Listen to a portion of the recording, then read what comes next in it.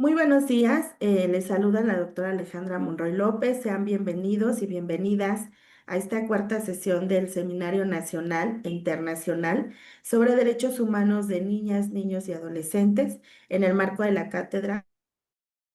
Saludo afectuosamente y agradezco la invitación para la moderación de esta sesión a la coordinación de este seminario, especialmente al doctor Pedro Daniel Martínez Sierra, profesor de carrera de tiempo completo de la Escuela Nacional de Trabajo Social de la UNAM, y al licenciado Juan Martín, Pérez García, coordinador de Tejiendo Redes Infancia.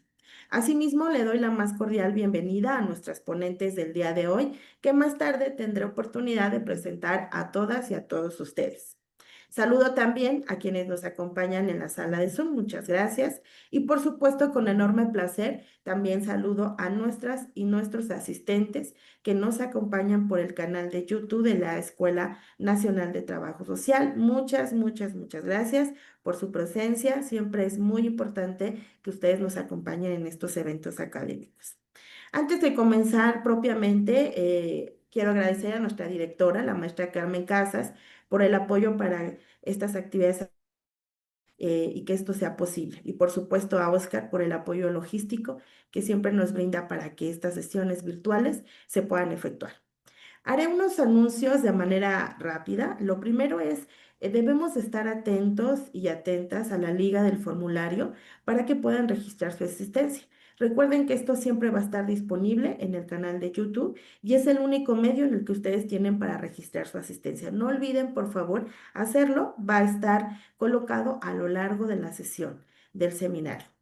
También les invitamos a escribir sus preguntas, sus comentarios, los saludos justo en el chat de YouTube. Nos gustaría saber de dónde nos están viendo y también si tienen algunas preguntas o comentarios para cada una de nuestras ponentes o algunos comentarios generales. Por favor, para nosotros es en verdad un gusto y un placer poderles saludar y poderles leer también. Dicho esto, pasemos al desarrollo de nuestra sesión, que es el número 4, denominado Problemáticas de la niñez para el ejercicio de sus derechos. Se abordarán temas de salud, discapacidad, de bioética, en fin, analizaremos un eje muy importante y de gran relevancia en materia de derechos humanos. Y por supuesto con niñas, niños y adolescentes. Y justo para ello tenemos la presencia de tres grandes invitadas: la doctora Pilar Munera Gómez, la doctora María Manuela Creis y la doctora Esperanza Cabrera Díaz. Doctoras, bienvenidas. Tendrán 25 minutos para podernos presentar su disertación, por favor. Pues vamos a iniciar según el orden mencionado, así que tengo el placer y el gusto de presentar a ustedes a nuestra primera ponente, la doctora Pilar Munera Gómez, que nos acompaña desde España. Y voy a leer algunos de los datos curriculares de la doctora. La doctora es justo doctora y licenciada en Ciencias Políticas y Sociología, diplomada en Trabajo Social, experta en mediación, codirectora del Grupo de Investigación de la Universidad Complutense de Madrid, Observatorio sobre la Mediación e Intervención Social en las Organizaciones, con el acrónimo OMIS, profesora titular de la universidad acreditada a cátedra de universidad por la ANECA. Sus líneas de investigaciones principal son mediación, trabajo social con personas con discapacidad y en situación de dependencia, envejecimiento activo, emprendimiento social e innovación docente. Su trabajo incluye más de 100 publicaciones. Como podemos darnos cuenta, tenemos una gran experta con nosotros. Doctora, nos va a disertar el tema los derechos de las personas con discapacidad en su infancia relacionados con su vivencia, mediación. Pues nuevamente, bienvenida, doctora Pilar, el espacio virtual. La escuchamos. Muchas gracias. Muchas gracias por sus palabras, doctora Alejandra. Y también muchas gracias a todas las personas que han mencionado previamente. Y gracias especialmente al profesor Pedro Daniel Martínez, con el que me une una gran amistad. Sí, bueno, pues yo tengo la intención de presentar este tema, ¿no? Los derechos de la infancia con discapacidad, y su vivencia, ¿no? Con la, con la mediación, ¿no? Creo que este seminario, en varias ocasiones de los ponentes que me han precedido, así lo han un poco dejado sobre la mesa, ¿no? La necesidad de que los niños y las niñas y los adolescentes puedan tomar decisiones. Un momento.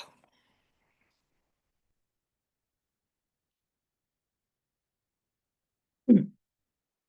Bueno, pues dicho esto, eh, mm, sí que es verdad que la Convención de los Derechos del Niño, pues no habla de niños o niñas o adolescentes con discapacidad, sino que habla de niños y niñas impedidos, ¿no? Y sí que es verdad que ese término conlleva la consideración de que el niño no tiene esa capacidad, la persona con discapacidad, ¿no?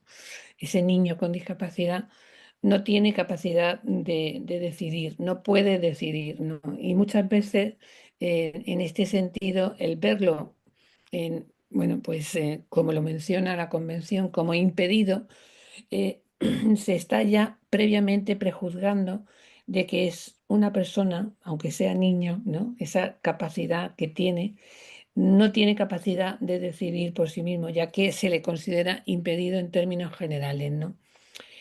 Cuando hoy en día el símbolo de la está en el que se puede ver en la diapositiva, ¿no? Un símbolo en el cual las personas están abiertas, donde las barreras son las dificultades, ¿no? La dificultad de comunicación, donde hay una dificultad de espacio. Y sí que es verdad que lo mismo que ha evolucionado el anagrama, ¿no? El símbolo que las define, pues es importante que la convención avance y en lugar de poner impedido, se hable de niños y niñas con discapacidad porque hasta los más o menos 12 años, ¿no? O en algunos países algún año más, pues los niños con discapacidad y las niñas tienen capacidad de decidir, ¿no? Eh, como tienen capacidad de decidir, todo ello está recogido tanto en la Convención de los Derechos del Niño como en la Declaración de los Derechos de las Personas con Discapacidad, como en los Objetivos Sostenible, y así en ese sentido se recogen en muchos documentos que hasta ahora se han elaborado, ¿no? Es decir, es muy importante que los niños y niñas, y especialmente con discapacidad, porque creo que ellos viven una doble discapacidad, ¿no? El hecho de que no se puedan defender, muchas veces viven situaciones de malos tratos, de violencia, de abuso, que son en general muy, muy significativos y realmente están indefensos para defender sus derechos, ¿no? En este sentido, recientemente la Asamblea de Naciones Unidas pues ha elaborado un informe, porque son informes que se hacen anualmente, y en ese informe donde se pretende ponderar a los niños y niñas con discapacidad para el disfrute de sus derechos humanos y en particular mediante la educación, ya que el hecho de estar en colegios a la misma con la misma consideración o con los mismos medios o con los mismos recursos que el resto de niños y niñas, ¿no? Y adolescentes, pues lo que deja entrever este informe y el resto de informes que elabora este organismo es la necesidad de que los niños y las niñas con discapacidad evolucionen, ¿no? Que se deje de ver a las personas con discapacidad en esta evaluación, ¿no? De un paradigma tradicional que podemos ver en la primera fila, ¿no?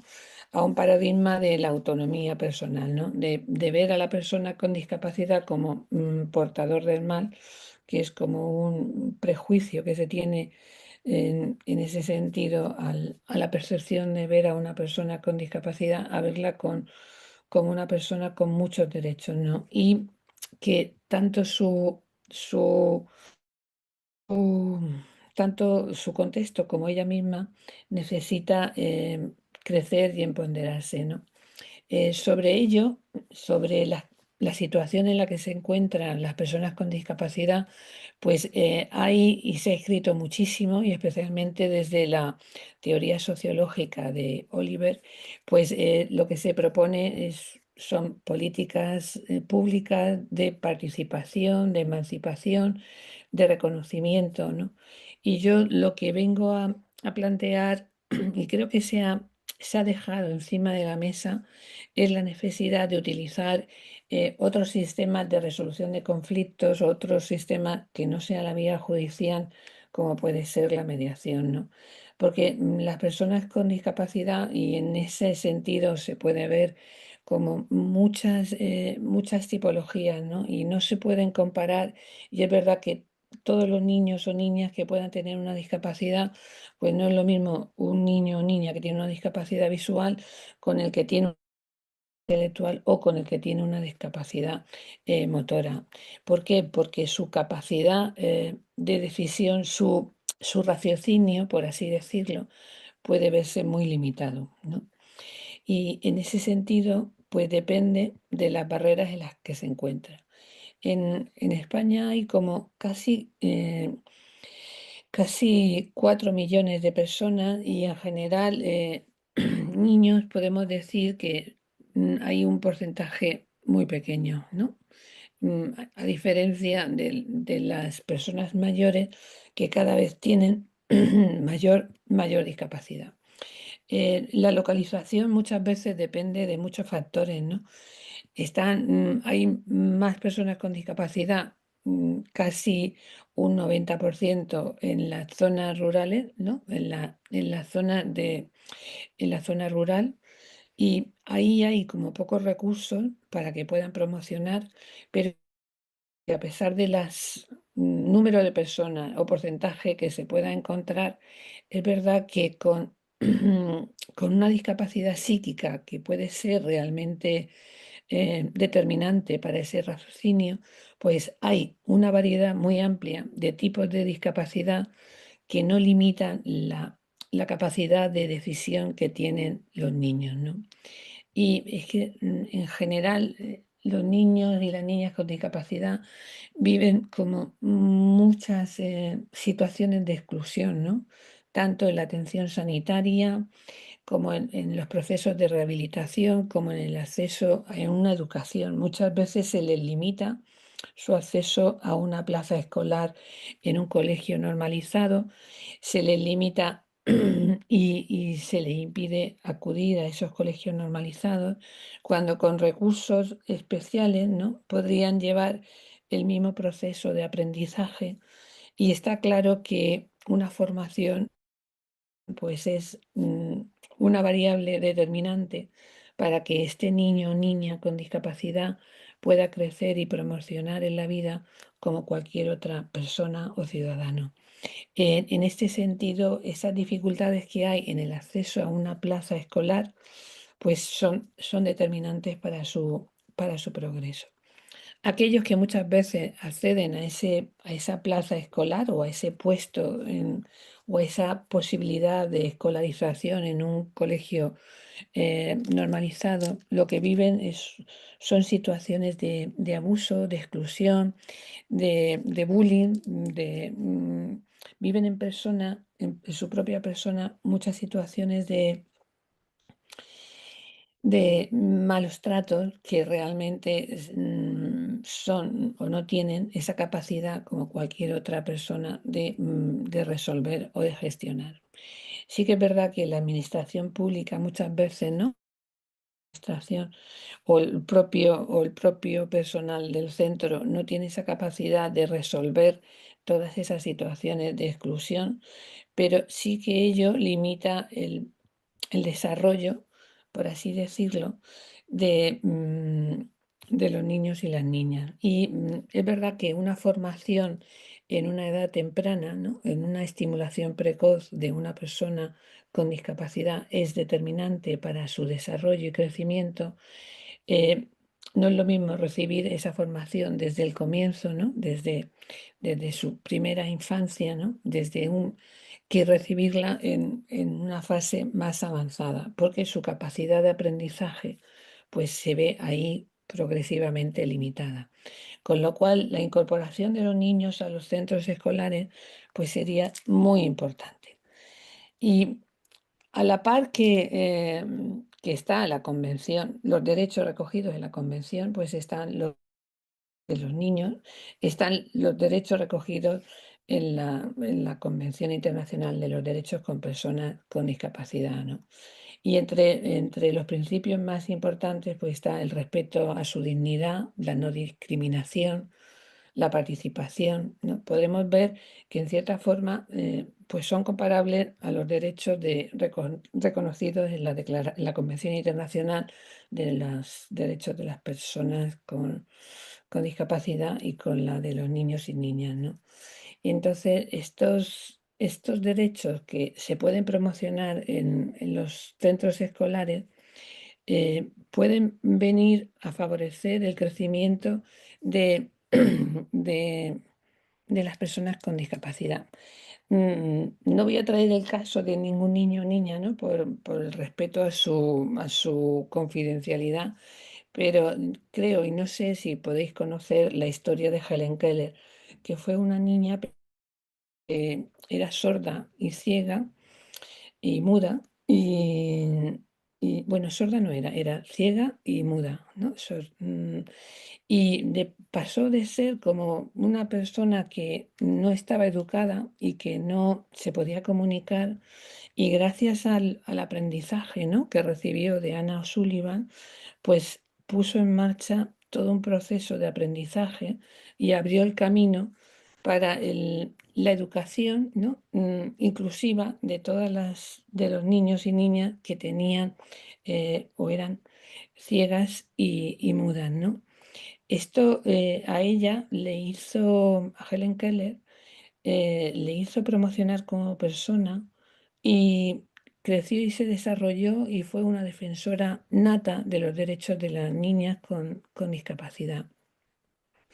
En la película, ¿no? Y en todos los casos de todos los niños que salen de su familiar y son educados, pues son personas que progresan en su inclusión social y se pueden desarrollar. Ella era tan especial que era como no un líder político, pero sí una persona líder en cuanto a reconocimiento por parte de todos los políticos del momento, ¿no? Queriéndolas saludar. Y ella hablaba de las personas no por lo que decían, sino por el tacto y la proximidad, o todo lo que se acercaba, toda la información que recibía a través de la comunicación no verbal, ¿no? En ese sentido se hizo querer y fue muy valiosa tanto para su crecimiento, ¿no? Porque también se casó y tuvo ahí su familia, sino que abrió un camino para la educación de las personas con una discapacidad visual y, y de habla, ¿no? Eh, que dejó ver pues que las personas con discapacidad son y pueden crecer como personas y dejar de estar estigmatizadas, ¿no? Es verdad que también las personas con discapacidad muchas veces tienen o reciben la sobreprotección de la familia, y las consecuencias pues es su anulación, ¿no? La falta de crecimiento de esas capacidades, lo que bloquea su desarrollo e inhibe su autonomía, lo que hace que la persona pues no se valore. Es muy importante la inclusión social, que la inclusión social pues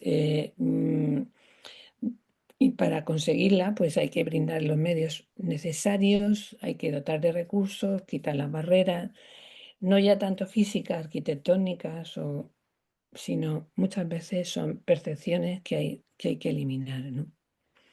Hay que evitar el hecho de concebir la discapacidad en la persona y ver que la discapacidad son las barreras que la sociedad está para personas, ¿no? Niños y niñas que crecen con una discapacidad. la sociedad les está generando unas barreras que limitan e impiden su participación plena en igualdad o equidad de condiciones, ¿no?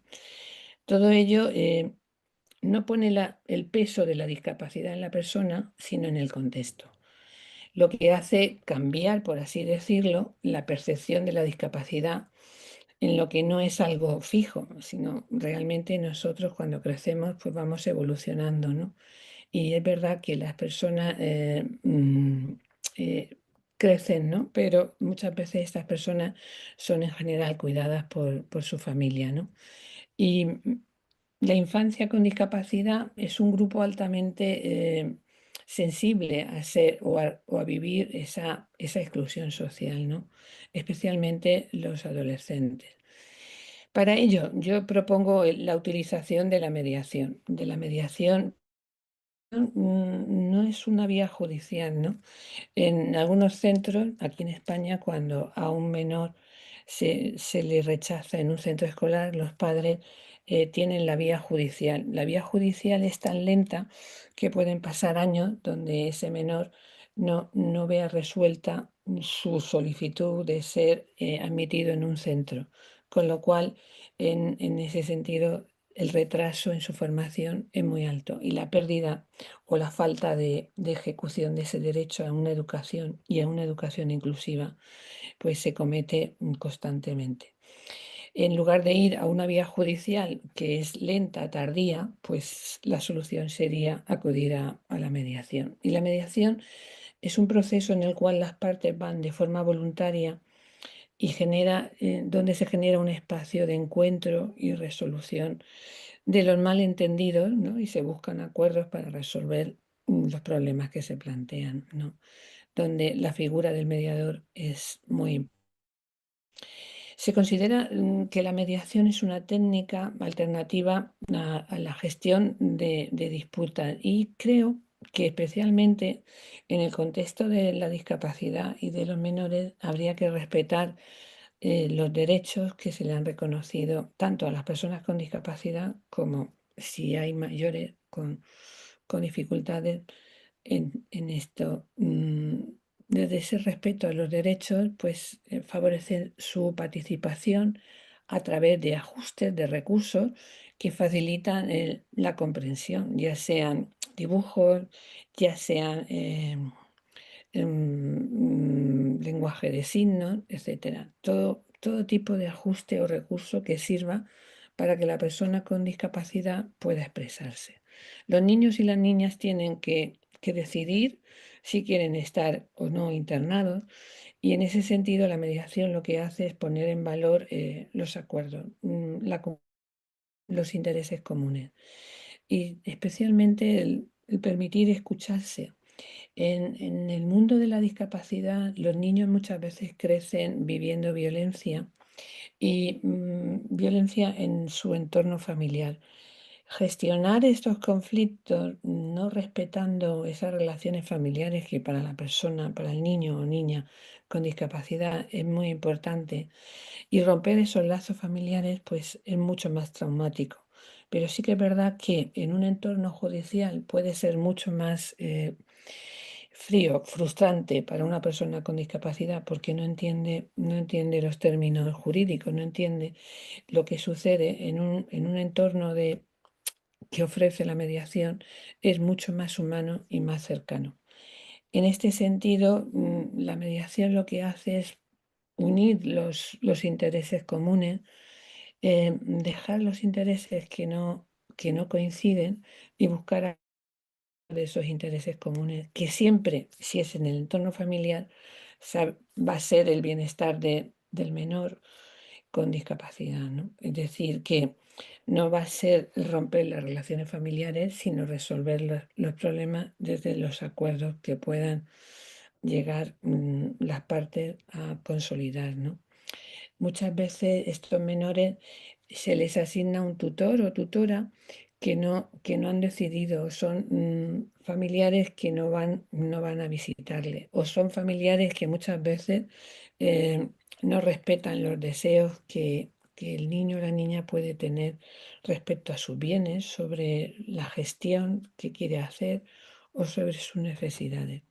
Muchas veces estos niños y niñas se ven expoliados, por así decirlo, de su patrimonio, porque hay otras personas mayores que sin tener en cuenta sus decisiones, pues toman decisiones por ellos. Y todo ello puede resolver en un entorno de diálogo y de acuerdo, ¿sí? Porque un problema bien planteado, pues es un problema casi resuelto, ¿no? Y plantear el problema desde el principio mm, y ver las posibles soluciones, pues nos lleva a pensar en la necesidad de adoptar medidas para gestionar estos conflictos. En este sentido, pues se puede promover el, el uso de la mediación en centros escolares, que sí se utilizan para resolver los conflictos de convivencia, para resolver otro tipo de conflictos, donde los niños con discapacidad puedan mantener su participación social, sus decisiones en el centro escolar, el decidir incluso con cómo va al centro, su principal autonomía, ¿no? Es decir, si quiere ir él solo, si quiere ir a si se encuentra a gusto y no necesita ser protegido por ningún familiar próximo, pues es muy importante, ¿no? Y cómo se cuida al menor desde el centro escolar, pues mucho más. Eh, bueno, las políticas públicas en este sentido tienen que ir centradas en la persona, asegurando los apoyos de accesibilidad y eliminando todas las barreras que puedan existir. Y es verdad que también es necesario como entornos comunitarios más inclusivos, ¿no? Desde una estrategia de desinstitucionalización. Antes y después de la pandemia, la Asamblea de Naciones Unidas hace un estudio con 500 personas con discapacidad y comprueba que en esos centros de personas con discapacidad pues se están, por así decirlo, transgrediendo todos los derechos de los niños y las niñas, porque se usan sistemas de malos tratos, medicamentos para adormecerlos, hay personas que están atadas, que se atan a las camas y realmente hay un artículo, el artículo 25 de la Convención de los Derechos del Niño, que dice que esta decisión de internamiento debe ser revisada. Y yo creo, por lo menos aquí en España, creo que estas decisiones de institucionalización de una persona con discapacidad desde su infancia, ¿no? Pues que rara vez se ven revisadas, sino que al contrario, muchas veces estos menores permanecen, ¿cómo diría yo? Pues durante mucho tiempo en el centro, sin que su caso se pueda ver y se piense que debe ser desinstitucionalizado. Y entonces creo que es el momento, desde personas, instituciones que están interesados en defender los derechos de los niños, en ver la necesidad de contemplar o enfocar los derechos de los menores con discapacidad en la toma de estas decisiones. Es decir, ellos necesitan decidir si quieren seguir internados, si necesitan salir de esos centros, si quieren vivir, por ejemplo, con algunos compañeros o compañeras, si quieren o no crear una familia, si quieren vivir de forma independiente. Por ello, es importante pues, promover programas de viviendas que sean accesibles tanto para personas mayores como para personas con discapacidad, ¿no? Y tal vez muchas veces cómo se diseñan o cómo se planifican las ciudades o cómo se eligen esos planes de vivienda, pues determinan que luego las familias puedan estar cerca de las personas con discapacidad. Y sé cómo voy de tiempo. Pero creo que ya lo estoy terminando. Y para terminar, pues diría que sí que es verdad que Europa tiene sus planes de estrategia donde se quiere, por así decirlo, equiparar o generar esa igualdad de oportunidades entre todas las personas, ¿sí? Y con esto, pues, dar las gracias de nuevo y estoy a vuestra disposición para cualquier pregunta. Creo que Muchísimas gracias, doctora Munera. Tenemos aquí una falla técnica, me disculpo, pero en el espacio donde estoy se acaba de ir la luz. Pero bueno, aquí estamos. Muchas gracias por esta excelente presentación. Creo que tan nutrida en conocimientos, también en su propia experiencia, la necesidad justamente de ver a estos niños, niñas y adolescentes como estas personas que pueden tomar decisiones, sobre todo cuando precisamente ¿no? De discapacidad. Y creo que muy importante también a lo largo de su disertación cómo se ha prejuzgado, ¿no?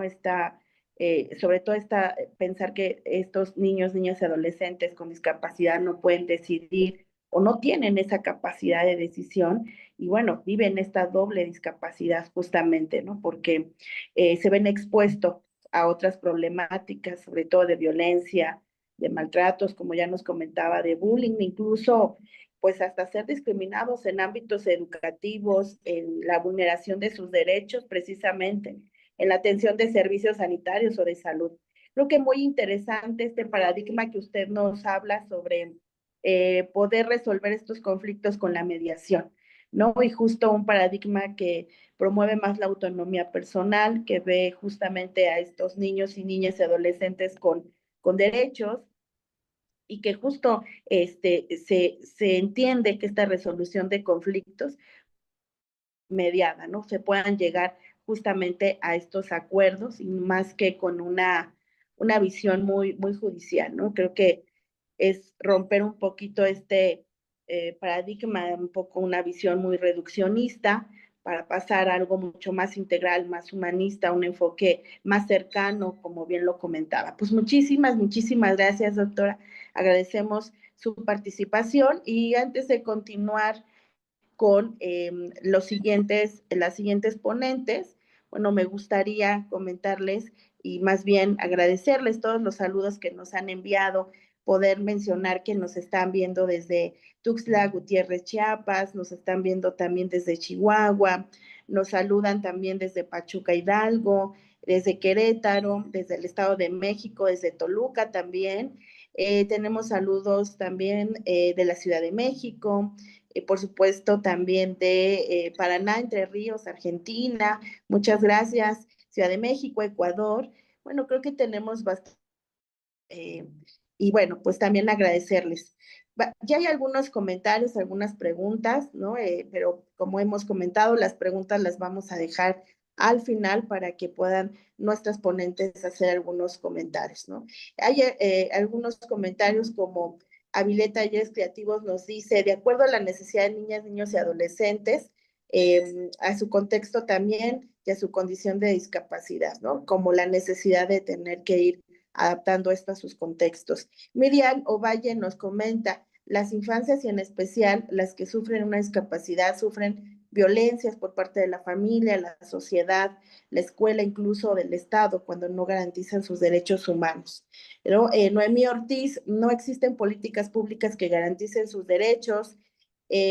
También, pues, Mirna Cortés nos habla, nos comenta, la discriminación desde el aula marca a los niños, niñas y adolescentes y cuando viene desde figuras de poder como profesores o directores, permea escolares devastado. Y por último, Giovanna Juárez nos comenta, creo que también nos hace falta aprender mucho sobre neurodivergencias entre que hay un auge en la visibilización y nombramiento y entre que no se nombra también de manera adecuada. O sea, hay un abismo en eso. Bueno, van coincidiendo también con lo que nos compartía la doctora hace un momento. Y bueno, pues vamos a continuar con nuestra segunda ponente, a quien también tengo el enorme placer de poder presentar a todas y a todos ustedes, ¿no? Es la doctora María Manuela Creis, que nos acompaña desde la Argentina, y voy a permitirme también leer algunos de sus datos curriculares para que ustedes la conozcan un poco más. La doctora es doctora vaya en psicología por la Facultad de Psicología de la Universidad Nacional de La Plata. hizo una tesis doctoral muy interesante, les voy a mencionar el título: Imaginarios profesionales sobre las niñas y en servicios de salud públicos de la ciudad de La Plata, un estudio desde un enfoque de derechos humanos y género. Es especialista en políticas públicas y justicia de género por Claxo y Flaxo, diplomada en salud mental y derechos humanos, también por la Universidad Nacional de José Clemente Paz, y licenciada y profesora en psicología por la Universidad Nacional de La Plata. Es becaria doctoral del Consejo Nacional de Investigaciones Científicas y Técnicas, CONICET, en Argentina, y del programa Mueve la América de CAPES Brasil. En 2023 realizó una estancia de investigación en el grupo Compostela de estudios sobre imaginarios sociales, bajo la coordinación del doctor Juan José Labora González, en las que participó pues en diversas actividades académicas como conferencias, seminarios, algunas producciones colectivas que aún continúan en desarrollo. Se desempeña como investigadora en proyectos centrados en las producciones subjetivas, los imaginarios sociales de profesionales y adolescentes en los campos de salud y la educación, en las facultades de psicología de la Universidad de La Plata y de la Universidad de Buenos Aires. Asimismo, dirige actualmente un proyecto de investigación financiado por el Ministerio de Salud de la provincia de Buenos Aires titulado Articulación Institucional en la continuidad de los cuidados de salud mental en la región sanitaria número 11. Potencialidades y desafíos en la institucionalización del modelo de atención en salud mental comunitaria, qué interesante, el cual aborda áreas estratégicas de la política pública provincial. Ha sido también docente de grado en la Universidad Nacional de La Plata, por ejemplo, en materias como psicología institucional, ha dictado seminarios de posgrado, también aquí en México, en la Universidad Autónoma Metropolitana, pero también en la Universidad de Santiago de Compostela en España. Actualmente se desempeña como docente de grado en la Universidad Negro, con algunas asignaturas como Educación y Diferencia, y en la Universidad Nacional de La Plata en la asignatura Salud Mental Comunitaria. Pues ha presentado, ha publicado trabajos en Argentina, en Brasil, en España, todos estos centrados en tres líneas principalmente de investigación: la indagación de los imaginarios sociales en el campo psicológico, las problemáticas sociales complejas que atraviesan a niños, a niñas y adolescentes y sus repercusiones en la salud mental e integral, y el rol de los imaginarios profesionales en el ejercicio del derecho a la atención en salud mental desde un enfoque de género. La doctora pues nos disertará un tema muy interesante también: alcances y desafíos para el derecho de las niñas en la atención de la salud mental en Argentina, aportes desde el enfoque de género y subjetividad. Bienvenida nuevamente, doctora María Manuela Creis. El espacio también virtual es todo suyo, por favor. Bueno, muchas gracias. Voy a compartir pantalla. A ver, aquí mismo. Mm, ¿Me podrán confirmar si se ve? Justo ya se puede visualizar, nada, solo si gusta poner la doctora como en modo presentación, por favor. Perfecto. Listo, Bueno, ahí está, ¿no? Bueno, sí, listo. perfecto. Bueno, muchísimas gracias por la presentación. Quiero agradecer también por la invitación y por el trabajo de coordinación tan riguroso y tan amable y amoroso que han tenido con este seminario. Eh, y bueno, después de esta presentación que quedó un poco larga, sí me interesaría retomar esto, ¿no? Mi doble inscripción como investigadora en la Universidad Nacional de La Plata, que ha sido mi casa de estudios de grado, de doctorado, pero también soy investigadora de la Universidad Nacional de la Universidad de Buenos Aires, en la cátedra de Introducción a los Estudios de Género, que es una cátedra histórica en Latinoamérica, en la introducción de los estudios de género en el campo psicológico. Yo soy psicóloga, ¿no? Eh, y que ha estado históricamente a cargo de la doctora Ana Fernández, y hoy en día se encuentra a cargo de la doctora Débora Tájer, que es mi directora de tesis, ¿sí? Así que esa intersección de instituciones está presente también en este trabajo que les voy a compartir, donde les voy a presentar una parte muy pequeña, digamos, de los resultados de mi tesis doctoral, que defendí a finales del año pasado, casi cerca de la Navidad, en diciembre de 2024. Así que bueno, voy a dar el comienzo con eso. El título de la ponencia se llama Alcances y desafíos para el derecho de las niñas a la atención en salud mental en Argentina, aportes del enfoque de género y subjetividad. Bien, la pregunta acerca, ¿no?, de la indagación de mi problema, ¿no?, sobre cuáles son los imaginarios profesionales sobre las niñas usuarias y su salud mental en profesionales de servicios de salud públicos en la ciudad de La Plata, se basó en un relevamiento de investigaciones a nivel internacional, pero también muy centradas en nuestro país respecto a esta temática, donde lo que se viene observando en Argentina es que hace décadas que los padecimientos subjetivos y que los cuadros psicopatológicos de niños y adolescentes que consultan, digamos, y que llegan a los servicios de salud públicos en Argentina, presentan una imbricación, digamos, de malestares psíquicos con formas de vulneración de los derechos económicos y sociales, ¿sí?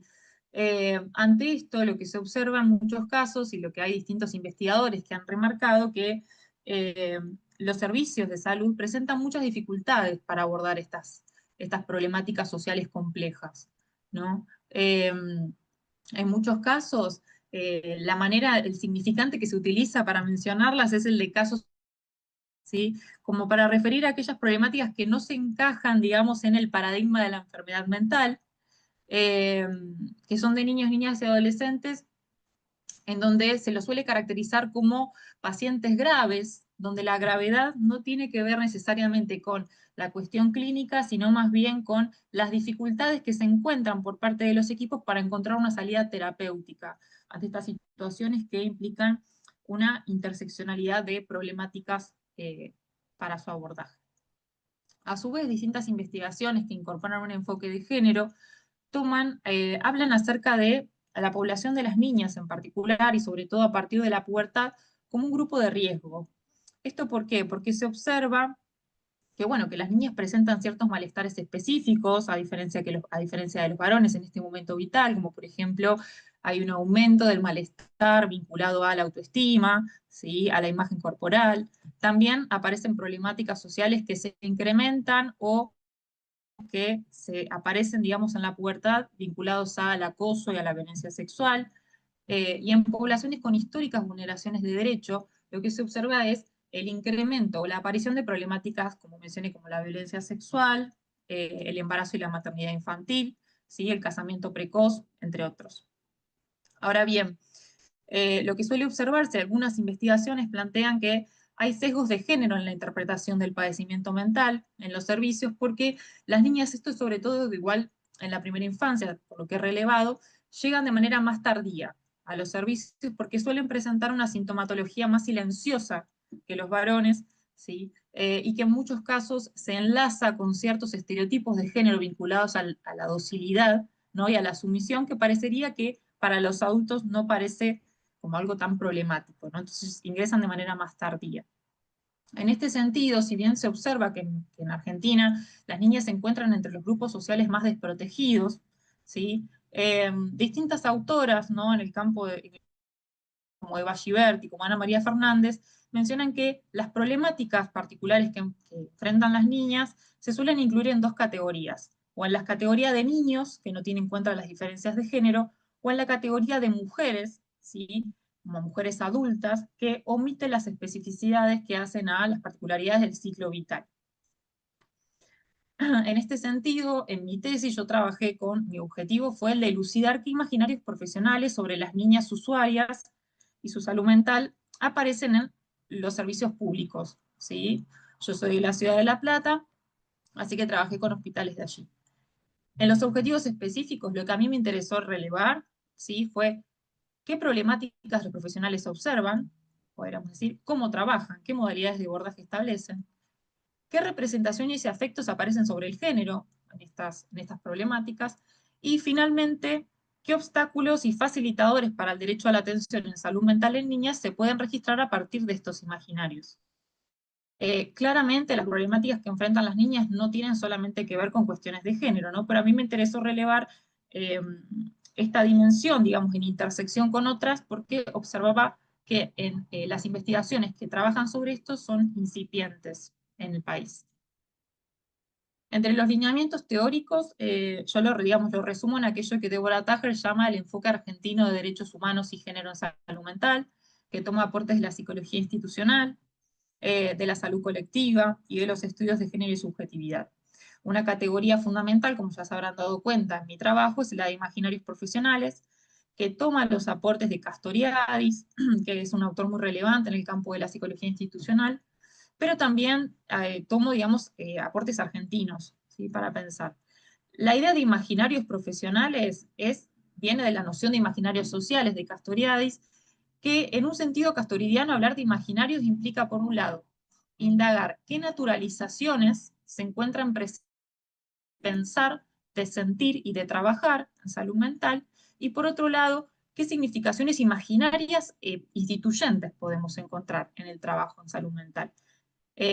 Esto, con los aportes de los estudios argentinos, si lo articulamos con la categoría de poder Foucaultiana, podemos pensar que los imaginarios profesionales pueden favorecer a la naturalización y reproducción de las diferencias de género y las desigualdades de género, como también puede insertarse en estrategias de resistencia contra esas desigualdades.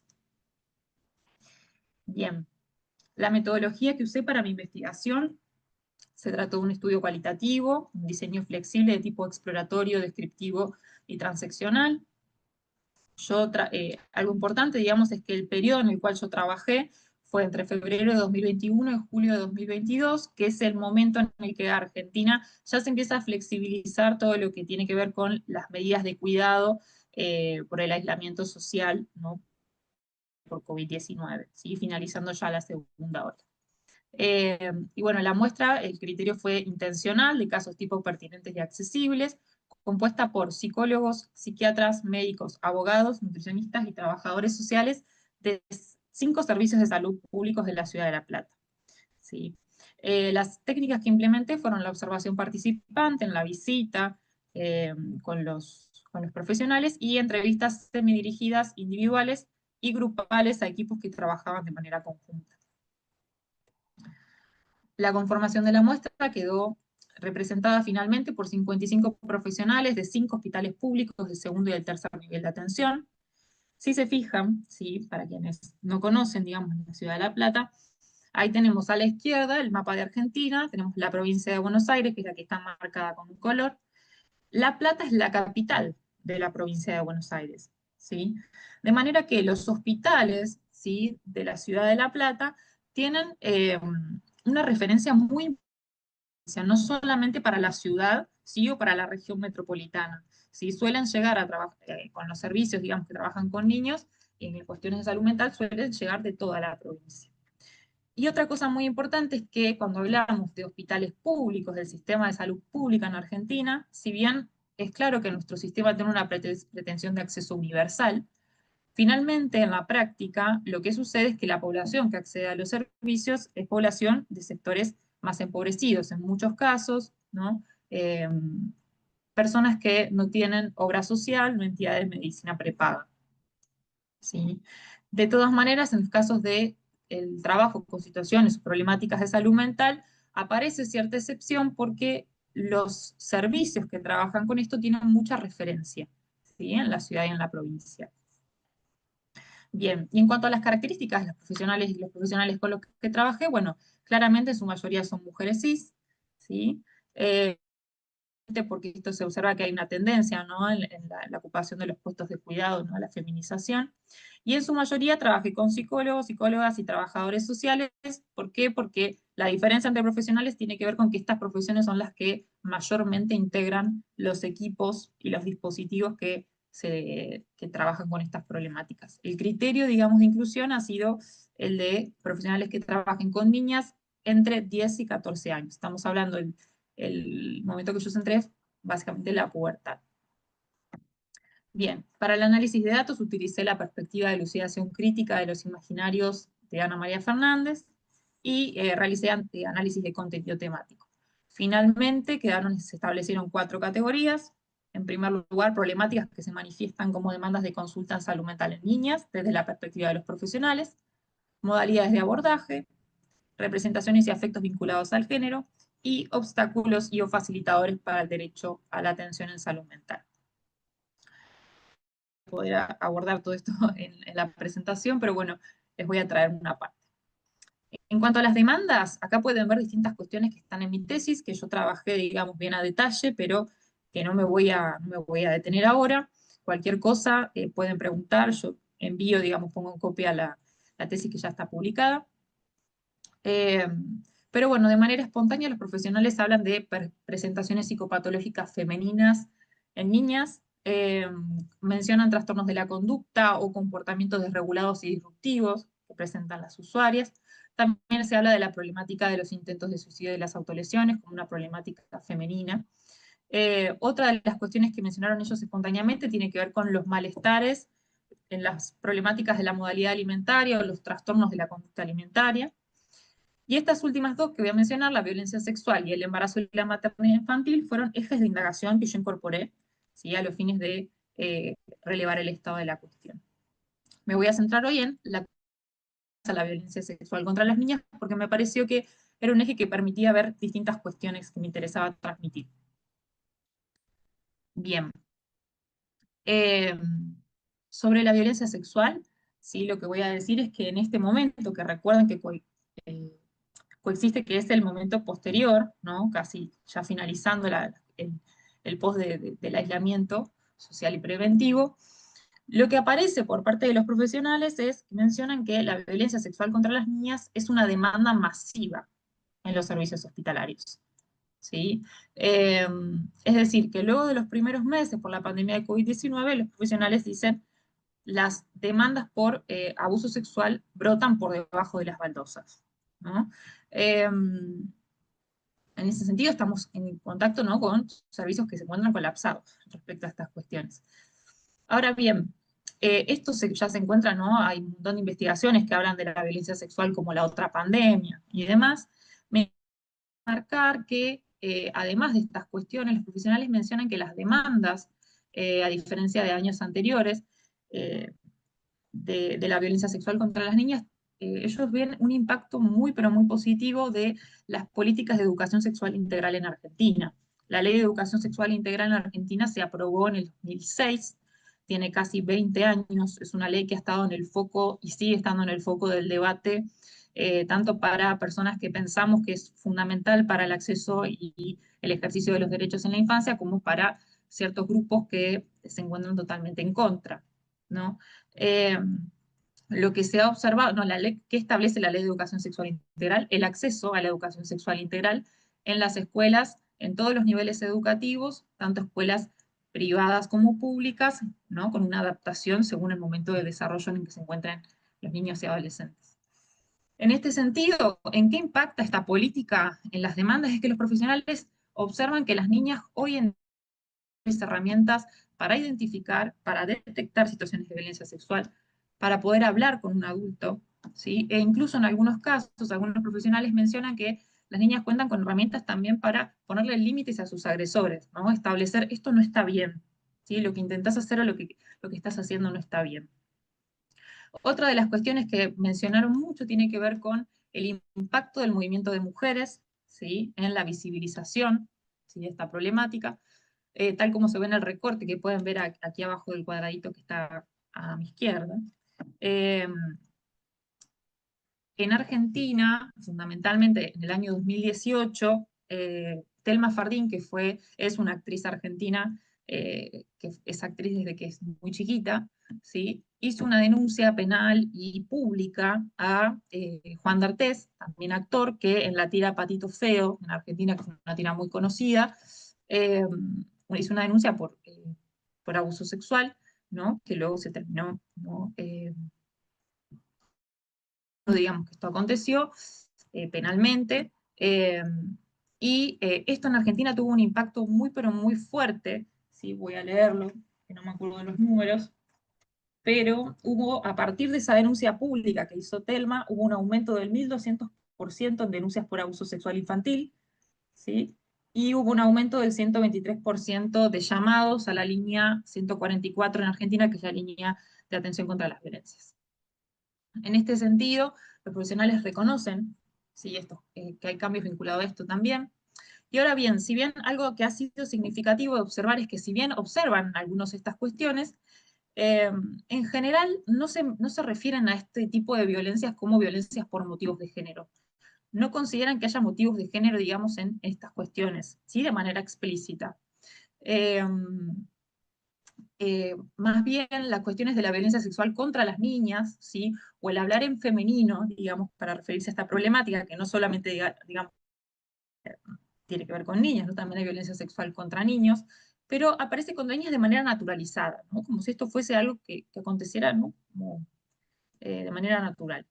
Lo que sí se centra muchos profesionales es en las diferencias y el abuso de poder por edad entre adultos, y en algunos casos aparece una significación que yo he trabajado mucho en mi tesis respecto a la significación profesional de la niña víctima de la violencia sexual para el caso de los sectores populares, ¿no? En muchos casos los profesionales mencionan que consideran que las niñas de sectores populares sufren, ¿no?, violencia sexual, y centran la atención sobre todo en las familias, en la constitución de las familias, de la violencia de las familias de sectores populares, donde la violencia sexual, ellos mencionan que parecería que se transmite de madre a hija, en el sentido de que hay muchas madres de estas niñas que han sufrido violencia sexual, y también algunas profesionales, digo, acá hay coexistencias de sentidos, algunas mencionan, ¿no?, que las madres no desarrollan medidas de cuidado para que a sus hijas no les vuelva a suceder esto con los adultos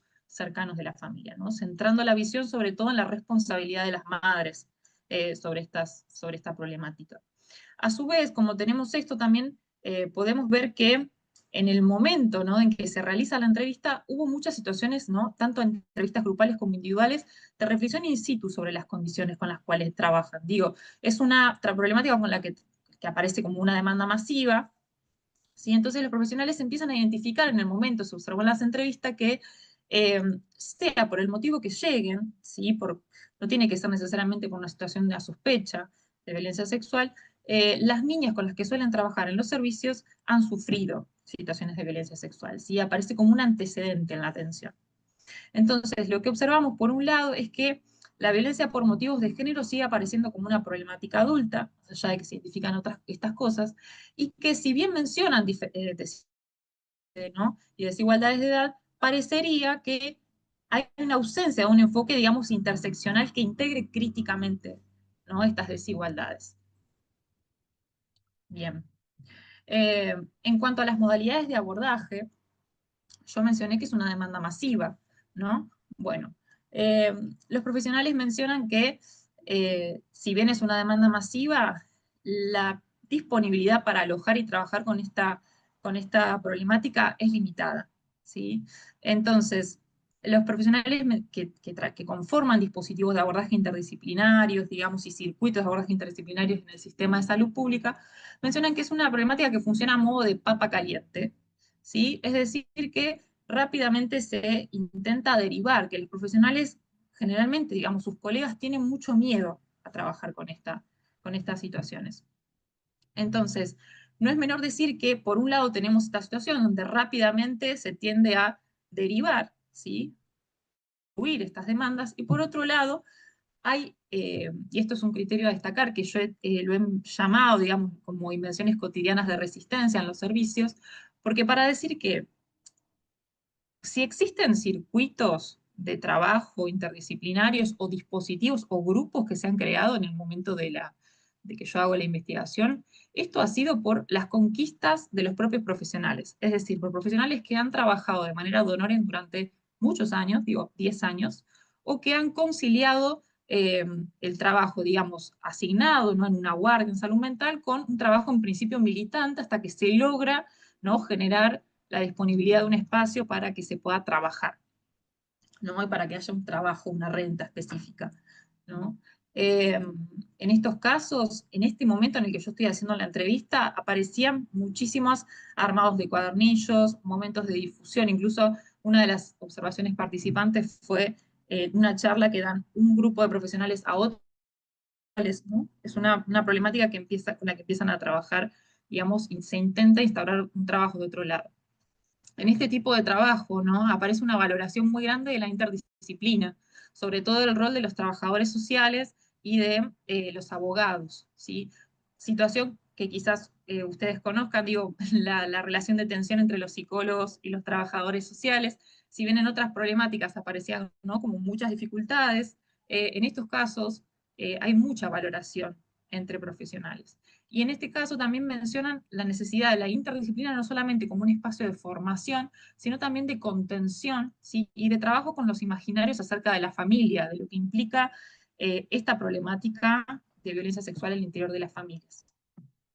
Entonces los profesionales mencionan, ¿no?, que por un lado, ¿no?, aparece estas invenciones cotidianas. Ahora bien, por la conformación clara del sistema de salud, rápidamente cuando se fundan estrategias instituyentes en un sentido más integral, aparece una tendencia a la especialización. Algo que en la jerga argentina se conoce, ¿no?, como pasar la pelota, ¿no? Y en ese sentido, había trabajadores sociales que en una entrevista decían, pasarle la pelota al servicio social, ¿no? Como que a la vez que se instauran aparecen especialistas en abuso, ¿sí? Como si eso no fuera una formación que se debería tener también, no solamente para atender y asistir, sino para detectar, ¿sí? Bien, en este sentido, y en relación con lo que dice el título de la diapositiva, entre la conceptualización y las prácticas, tropezar y enfrentarse con el género, lo que yo intenté como transmitir tiene que ver con que, si bien muchos profesionales no conceptualizan al género, digamos, a los motivos de género como un elemento que esté presente, sí podríamos decir, chocan contra los efectos del dispositivo de género en su práctica cotidianamente. ¿En qué sentido? En el hecho de que los obstáculos en su práctica para trabajar con estas situaciones, la intervención es de profesionales que son revictimizantes, intervenciones machistas. Podemos ver en uno de los fragmentos, ¿no?, una profesional que dice, yo no puedo hacer pasar por alto que te llega un caso de abuso y que la psicóloga le pregunte, che, ¿te gustó?, ¿no? Los profesionales mencionan que sienten mucho malestar, mucho padecimiento, no solamente de tener que trabajar con estas situaciones que son muy difíciles, sino también de tener que trabajar con colegas que revictimizan ante una situación tan grave de vulneración de derechos.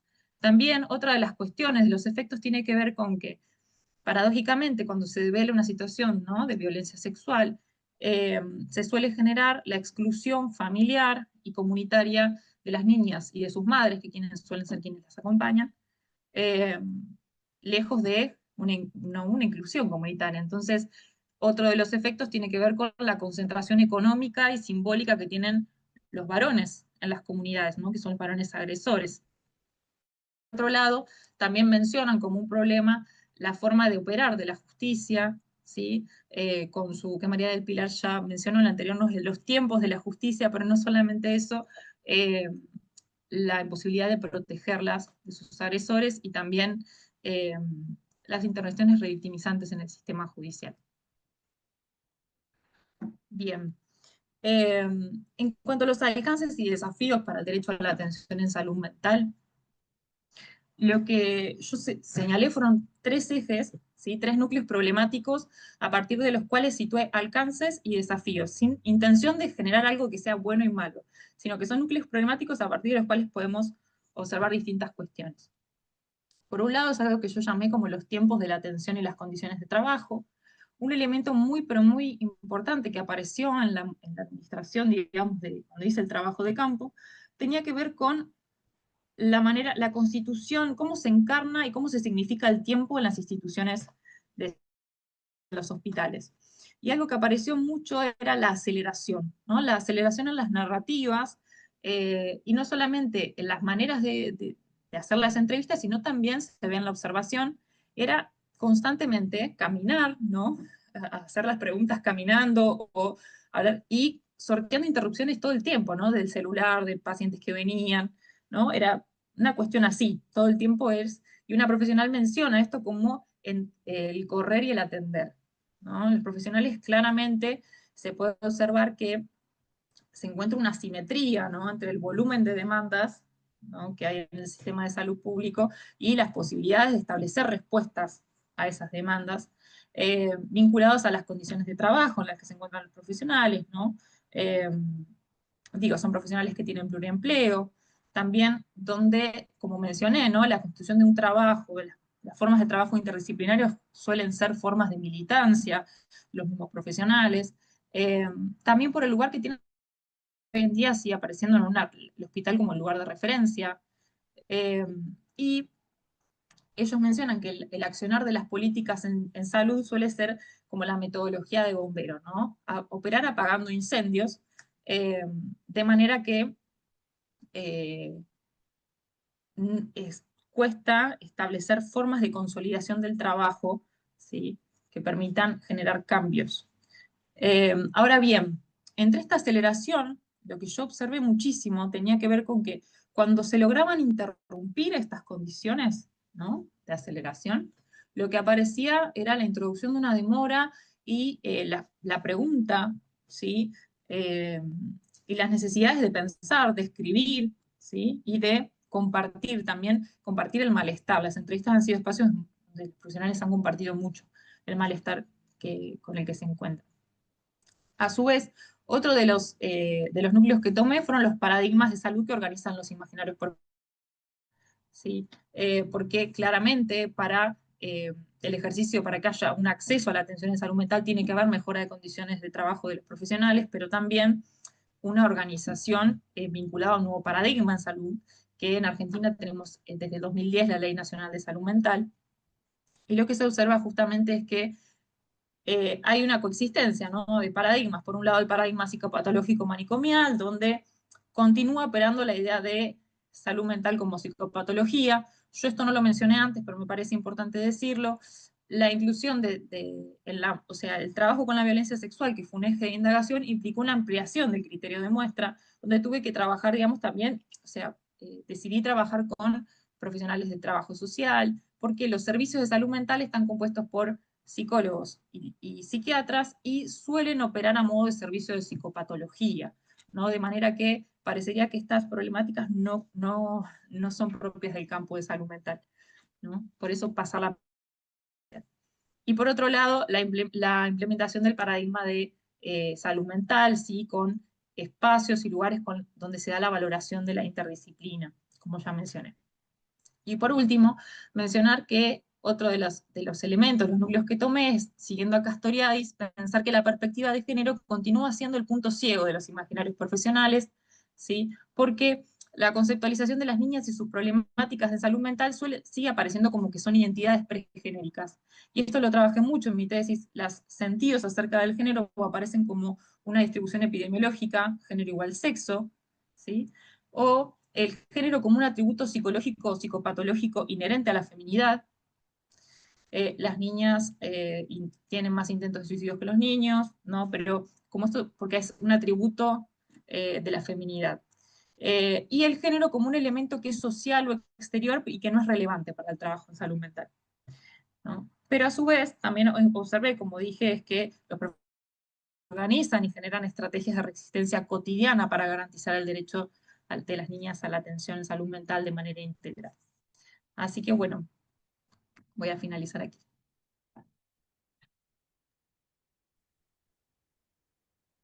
Muchísimas gracias, doctora, por presentarnos compartirnos sobre todo su proceso de investigación. Nos parece, creo que es un excelente trabajo de investigación cualitativa. Los resultados que a grosso modo nos pudo compartir nos dan idea de pues este estudio tan interesante también, ¿no? Y tan importante ver también, creo que lo relevante es ver esta visión de las y los profesionales de la salud, ¿no? En atención justo en la salud mental de las niñas precisamente en donde a veces la producción de investigación cuando existe, aunque ya nos comentaba que en Argentina hay una producción incipiente, se centra, ¿no?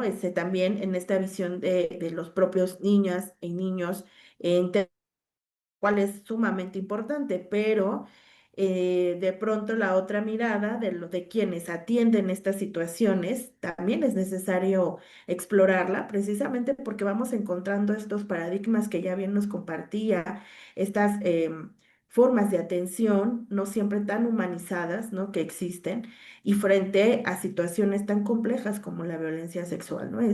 Que particularmente fue donde usted se centró en mostrarnos los resultados. Y en estas demandas de atención, lo interesante también es incluso ver cómo dentro de estas demandas de atención, en este corte de tiempo, pues justo fue esta violencia sexual a las niñas como una demanda masiva, bien lo comentaba, pero sobre todo su relación con la pandemia, ¿no? Porque fue en estos tiempos de pandemia y lo cual pues tiene también ahí una relación interesante que seguramente pudo explorar en su investigación y ver cómo el abordaje de esta problemática justo, ¿no? Cara de la moneda para los mismos profesionales tiende a ser una situación limitante de atención, de derivar mejor, ¿no? Hacia otros profesionales, de ir excluyendo incluso la misma atención o la misma demanda, pero también el reconocer que es necesario la interdisciplina y cómo se siguen haciendo estas atenciones, pues que van revictimizando a las niñas con los propios profesionales de la salud y nos comentaba ahí algunos, bueno, veíamos incluso algunas narrativas muy interesantes. Me pareció muy fabuloso como los alcances y desafíos que nos muestra, ¿no? Que nos hacen pensar y que creo que también en México no vamos encontrando puntos en común, esta parte de los tiempos de atención, de las condiciones de trabajo, los mismos paradigmas, cómo vamos reproduciendo a veces también y vemos en los sistemas de salud particularmente en temas de salud mental, pues seguimos teniendo estas visiones reduccionistas, fragmentadas, biologicistas, ¿no? De solo patología, quizá en estos enfoques más medicalizados, ¿no? Y no ver otros enfoques más interdisciplinarios o incluso sumar esta perspectiva de género que me encantó nominarla como punto ciego de los profesionistas. Creo que eso es algo que también coincidimos en algunos momentos que también en México, quizá en otros países también. Pues doctora, le agradecemos muchísimo su participación. Vamos a leer algunos comentarios también que tenemos del público que, bueno, pues nos interesa mucho. Primero, saludos que nos envían desde Chihuahua nuevamente, desde Santiago del Estero, Argentina, también desde Venezuela. Muchas gracias. Qué interesante que nos están siguiendo desde desde estos países. También desde el Hospital Pediátrico de Tacubaya, aquí en la Ciudad de México, desde Puebla, desde Veracruz.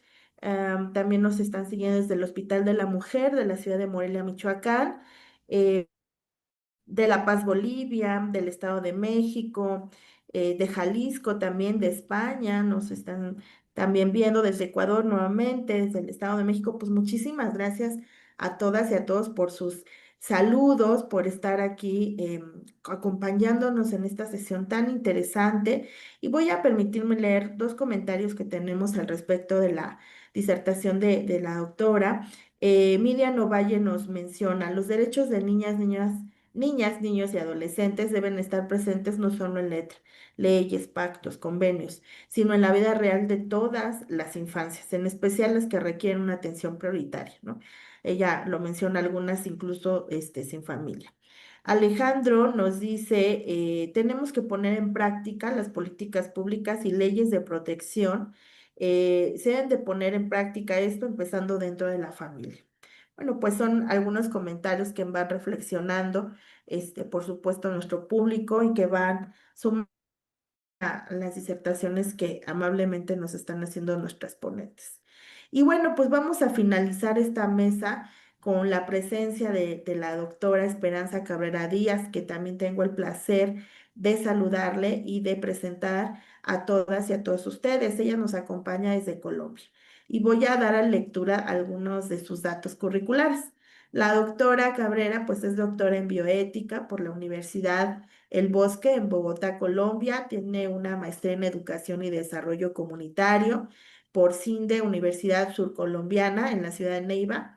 Es especialista en bioética por la Universidad del Bosque, psicóloga también por la Universidad Javeriana en Bogotá. Es docente investigadora de la Universidad Surcolombiana en la Facultad de Salud, particularmente en el Departamento de Salud Pública, igual en la ciudad de Neiva. Es miembro del grupo de investigación MiNeuropsy. Bueno, ya igual y si lo dije bien, doctora, si no me corrige. Y bueno, la compartir también un tema muy, muy interesante que creo que vamos cerrando con broche de oro porque va a sumar justamente en este gran tema las otras dos temáticas que hemos estado abordando, ¿no? Ella nos va a hablar sobre bioética y derechos humanos de niñas, niños y adolescentes. Pues bienvenida, doctora Esperanza Cabrera Díaz. El espacio virtual es todo suyo. La escuchamos, por favor. Muchas gracias. Buenas tardes para todos. Agradezco al doctor Pedro Daniel Martínez Sierra por esta invitación. Voy a tratar de compartir, digamos, la experiencia trabajada por niños, niñas. ¿Aló? ¿Aló? ¿Se fue? Ay, Dios mío, bendito. ¿Se fue? ¿Aló? ¿Qué pasó?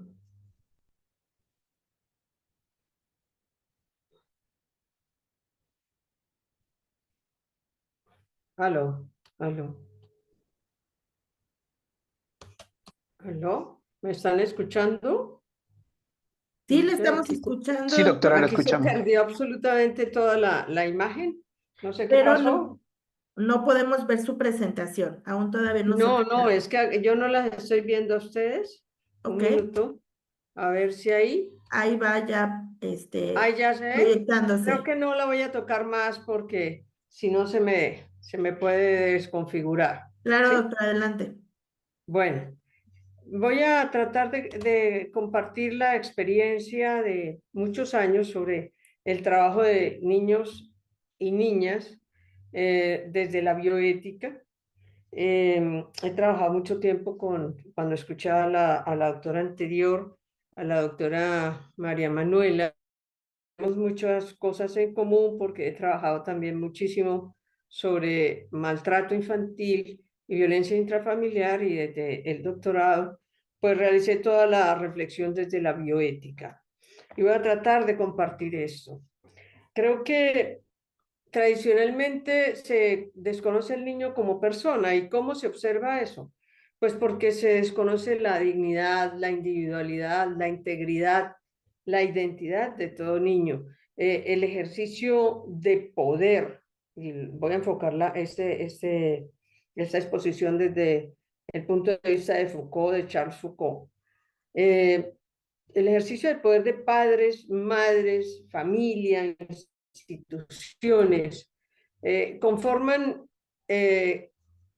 un ejercicio de poder que es disimétrico a favor del adulto y totalmente represivo en contra de los niños. Es un poder represivo que se ejerce sobre la vida del niño y la niña, sobre el cuerpo del niño y la niña, y lo vienen a tratar como un objeto propiedad del adulto, creando una situación de deshumanización. Si es un objeto, es un instrumento al servicio del adulto que se cosifica y que pues no se tiene en cuenta en absoluto como persona. Y al investigar más profundamente esto, tiene unas raíces históricas que crean un acervo cultural muy fuerte. Si uno empieza a investigar, en Grecia hablaban del niño como vida nuda, nuda vida desnuda, ante el cual cuando el niño nacía se lo ponían en brazos del padre y el padre decidía si lo dejaba vivir o simplemente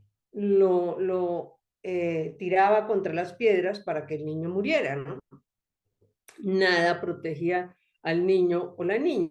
En el derecho romano primitivo, pues dos figuras que todavía llegan hasta nuestros días. El pater familia romano, el padre de familia que es el dueño, ¿no?, de la mujer, de los hijos, de los esclavos de su tierra y que decide sobre ellos porque tiene la patria potestas, es decir, él es dueño y él es el único que tiene la capacidad de decidir. Eso va creando un acervo cultural que llega hasta nuestros días y que conforma un imaginario de niño o niña como un objeto propiedad del adulto, un objeto propiedad del adulto que el adulto dispone de ellos de acuerdo a sus deseos, a lo que el adulto quiere, es como un apéndice del adulto, ¿no? Y eso lleva a normalizar modelos violentos de una a otra generación. Se van pasando esas formas de relación, una normalidad generalizada, intergeneracional, de esos modelos, de esos tratos, ¿no? Y conforman un acervo cultural muy fuerte que está presente en todo momento y en toda persona. Y cuando vemos el origen, la etimología de las palabras niño e infancia, infancia quiere decir infans, aquel que no tiene voz, que no tiene derecho a hablar, que no tiene posibilidad de expresar lo que él siente, lo que él vive, lo que él quiere, ¿no? Y niño o niña, aquel que está subordinado al poder del adulto, está sujetado al poder del adulto. Esto nos lleva a crear una cultura adultocéntrica que ejerce el poder hacia los niños y niñas de una manera represiva.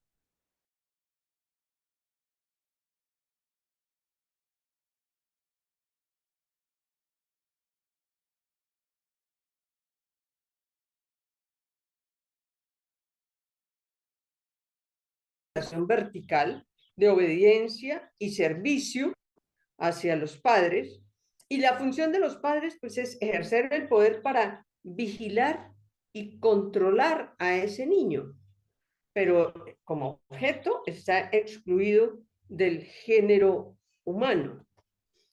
Y esto crea una disimetría de poder entre el adulto niño. La cultura adultocéntrica concibe al niño invisible, no existe, sin individualidad, sin identidad, no es persona, por tanto, no tiene dignidad.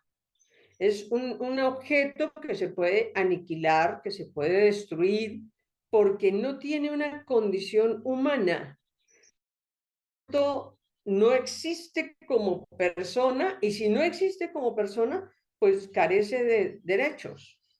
Ontológicamente podríamos decir que no se concibe como ser humano. Es un objeto, propiedad del adulto, ¿no? Por tanto, es un objeto que no está vivo, que carece de vida, que se excluye del género humano. Y esto se traduce en lo cotidiano, en la violación de los derechos del niño. Eso es algo cotidiano, es un modo de vida, producto de ese acervo cultural que lleva pues más de 2000 años, ¿no? Desde Grecia, o sea, muchísimo más, donde se ha normalizado un modelo de relación violentos entre la pareja, hombre-mujer, entre adultos, niños y niñas, entre padres e hijos, y se constituye así un maltrato intergeneracional, que es vigilar, controlar y agredir física, psicológica, o de alguna manera hacia el niño. Eso es normal porque es que es mi objeto, yo puedo hacer con él lo que yo desee, lo que yo quiero. Y esa relación se ha concebido como disciplina. No es que yo educo a mi hijo, es que yo lo trato fuerte, doctora, porque yo quiero que mi hijo sea un hombre bueno, íntegro, trabajador, ¿no? Yo lo trato duro. O sea, el maltrato se ha vuelto sinónimo de disciplina, el castigo, ¿no? Porque el niño o niña necesariamente debe obedecer al adulto, ¿sí? Y debe satisfacer todas las necesidades que el adulto le... ¿Eso qué producen los niños y niñas? Pues niños temerosos, impotentes ante ese poder que experimentan cotidianamente en su vida, totalmente inseguros, ¿no? Y a su vez crean un aprendizaje. Ah, yo soy niño, pues yo ahora, digamos, aguanto los golpes, el maltrato, pero cuando yo sea grande, yo puedo golpear, yo puedo insultar, yo puedo maltratar al niño o niña. Y así vamos repitiendo, ¿no? De una a otra generación, y como que la esperanza es llegar a ser grande para desquitarse entonces, poder maltratar y no sentirse maltratados. Eso es una transmisión intergeneracional de la violencia que existe y es cotidiano. Es lo que diariamente, desgraciadamente, encontramos.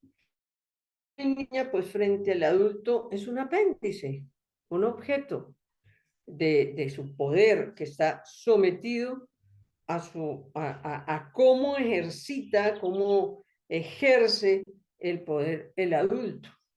Por tanto, el niño reconoce ese poder del adulto, cree que es lo normal, y no se percibe a sí mismo como un sujeto de derechos. No, él no tiene derecho a ser bien tratado. Él se percibe más bien sin dignidad, sin identidad, sin integridad. Él tiene que someterse y reconoce el poder del adulto, y este sometimiento, este daño permanente, cotidiano del maltrato hacia los niños, pues trae daños permanentes de la salud física y mental, no solo del niño.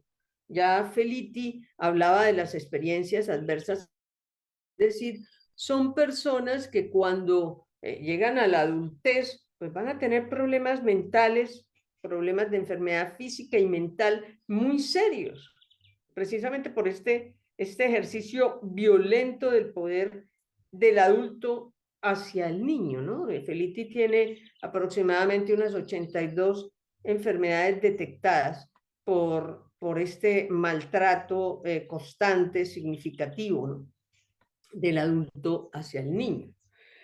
¿Qué pasa entonces con ese niño o niña? Pues ha validado y normalizado la violencia como modelo para toda relación. Creamos niños violentos, reconocemos el poder violento y represivo del adulto, el niño lo reconoce, se somete a él y luego lo va a repetir. Pero en 1989 aparece la Convención de los Derechos del Niño, que es heredera de los derechos humanos establecida en 1948 por la Asamblea General de las Naciones Unidas. La Convención de los Derechos del Niño es un saber muy reciente. No podemos decir que tiene los 2000 y pico de años que tiene ese acervo cultural. Es algo muy nuevo que todavía no podemos decir haya llegado a permear una cultura, pero es muy importante porque es la primera discontinuidad con el concepto cultural tradicional que se tenía. Así no llegue todavía a permear la cultura adultocéntrica y encontremos adultos que manejan la convención, pero siguen, digamos, con ese acervo cultural en cada acto hacia el niño. De todas maneras, es muy importante la convención por esa discontinuidad. Hay una ruptura ahí con todo ese acervo cultural. La Convención de los Derechos del Niño, en teoría, todo profesional que trabaja con niños la conoce. Todo adulto la debe conocer, pero no se cumple, se queda en la teoría. No llega a eliminar realmente el maltrato, ni siquiera puede asegurar la calidad de vida para el niño. ¿Por qué?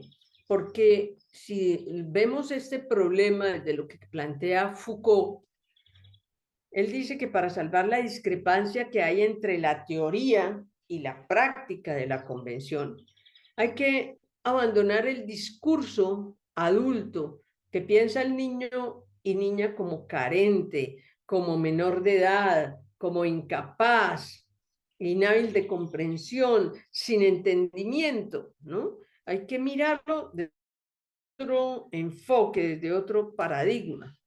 Adela Cortina es una eticista y dice algo que es clave. La ley posee la capacidad de ejercer fuerza o presión para obligar a cumplir una acción, un deber. La ley es un deber, es lo mínimo que se le puede dar a una persona. La coacción legal desconoce entonces el amor, la felicidad, el cuidado, la protección, la atención que requiere un niño, que necesariamente debería tener eso. Pero la convención no ofrece eso. La convención éticamente se queda en una ética de mínimos, es decir, no le pegue al niño, no golpee al niño, dele de comer, dele vestido, dele educación y ya, ¿sí? La convención establece que el niño o niña recibe lo legal. Es una ética de mínimos. Y entonces aquí tenemos que tocar lo que es ley versus ética. ¿Qué es la ley? La ley es usualmente establecida por una autoridad competente que establecen normas, límites, que ordenan y permiten o prohíben algo, ¿no? A una sociedad, a las personas que conforman una sociedad determinada. La ley propende por el bien de los ciudadanos. La ley viene impuesta desde la autoridad, desde el gobierno, ¿sí? A todos los ciudadanos y entonces se convierte en obligatorio cumplimiento para todos. Pero es una ley externa a la persona, que hace a la persona heterónoma. Tiene que funcionar por lo que desde afuera le están imponiendo a ella. Y si no cumple la ley, pues se supone que se sanciona. La ética va por otro lado, va desde la recta razón, desde un convencimiento íntimo, profundo, que lleva a la persona a actuar por principios y valores éticos que ha interiorizado, de los cuales se ha apropiado, de los cuales está profundamente convencida. Surge de la interioridad de la persona, los aplica libremente, autónomamente, porque se guía por la recta razón y la conciencia de cada persona. Por tanto, es un autoconvencimiento libre y espontáneo, voluntario, autónomo, para tomar decisiones y guiar, gobernar su propia conducta individual frente a niños y niñas. Y esa conducta está guiada por principios y valores éticos que le permiten distinguir lo bueno, lo malo, cuál es la mejor forma de actuar, pero ¿para qué? No para lo mínimo, sino para buscar el mayor bien para ese niño, darle atención, cariño, cuidados, protección, todo lo que el niño pueda realmente necesitar, porque eso es ser justo, justo con el niño. Entonces, digamos que la ley, puede que una ley se plantee y no sea ética. La ética surge siempre primero que la ley. Por eso ya Antígona nos decía, nos planteaba este dilema, ¿no? Que a veces nos guiamos por la ley, pero la ley se queda corta para lo que la persona realmente pueda estar necesitando. Entonces, hecha esta distinción entre ética y ley, podemos como configurar los saberes históricos que han existido o que existen en este momento frente al niño y niña, el trato que se le debe dar en cada acto que se hace con un niño o niña. Tenemos el adultocéntrico tradicional, del cual ya hablamos, ¿no? De Grecia se empieza a gestar. Luego aparece el término de maltrato infantil, sobre todo por el doctor Kempe, que es generada por médicos que empiezan a encontrar estos niños maltratados, golpeados, con huesos rotos, ¿no? Entonces sacan ese término de maltrato infantil. Luego viene lo que es nuevo, reciente, novedoso, la Convención de los Derechos del Niño, pero desde la bioética planteamos otro saber, que es el de la bioética. ¿Y qué plantea ahí?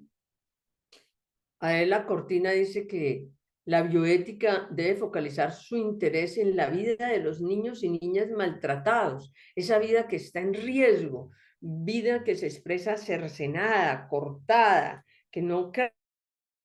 Entonces la bioética debe dar orientaciones para organizar la vida desde las distintas esferas en una vida social, pero debe dar esos elementos para que el niño realmente reciba una ética de máximos, todo lo que el niño merece.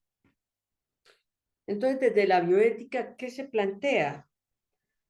Capacidad de reconocer y respetar la otredad del niño o niña, eso es la alteridad. Es decir, que los padres, madre, padre, instituciones, puedan entender que ese niño no es un objeto, no es un apéndice, es una persona que está en desarrollo, que el adulto va a acompañar en ese desarrollo, pero que es una persona completamente igual a mí en dignidad, pero totalmente diferente en cuanto a personalidad.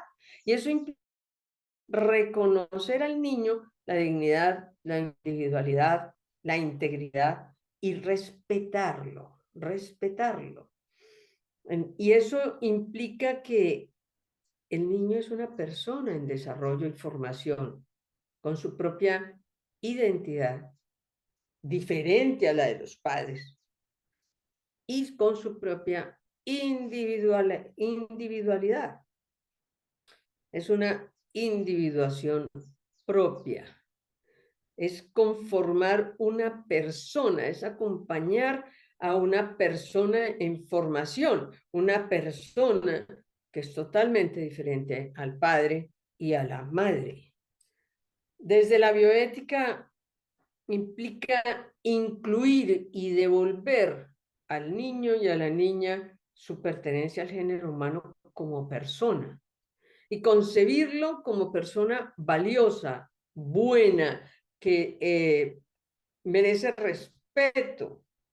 Hay que considerarla como otra persona, una persona que merece calidad de vida. Y cuando se habla calidad de vida no es solo darle la ética de mínimos, es darle la ética de máximos, es asegurar que esa persona va a tener el afecto, el cuidado, la protección, el cariño, la atención que requiere toda persona para desarrollarse completamente sana, psicológica y físicamente.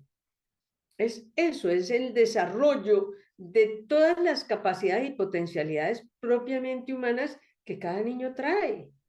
Es facilitarle que el niño realmente llegue a ser un ser humano totalmente pleno, ¿no?